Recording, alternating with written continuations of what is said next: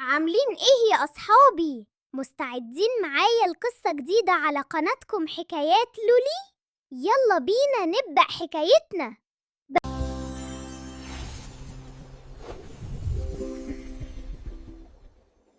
بعد ما الكتاب اتفتح وطلعت منه خريطة سحرية، ميلو مسكها والعلامات عليها بدأت تتحرك وتبان أكتر وأكتر. لونا وقفت مبهورة وبدأ يتحركوا على النور الغامض كأنه بيناديهم. فجأة الكتب كلها اتحركت لوحدها واتفتح بوابة وطلع منها نور قوي جدا زي باب لعالم جديد. ميلو ولونا مشيوا للباب ده والباب فتح وقفل وطلع ضوء سحري وفتح تاني ودخلوا من الباب. لقوا نفسهم في مكان مجهول وغامض. لقوا غابة عجيبة، الأشجار بتتكلم والطيور بتغني بأصوات غريبة. المكان كان مليان حياة مش طبيعية.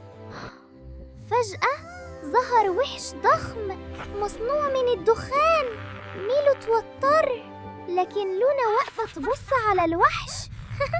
والمفاجأة إن الوحش ابتسم وبدأ يضحك وسلم عليهم وقال بصوت عميق: تعالوا هوريكم الغابة.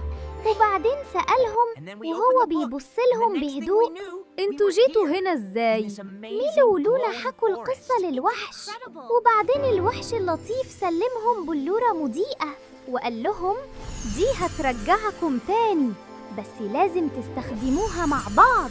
ميلو ولونا مسكوا البلورة وفجأة لقوا نفسهم راجعين المكتبة. الكتب هادية، كل حاجة طبيعية، بس عينيهم مليانة فضول لمغامرة جديدة.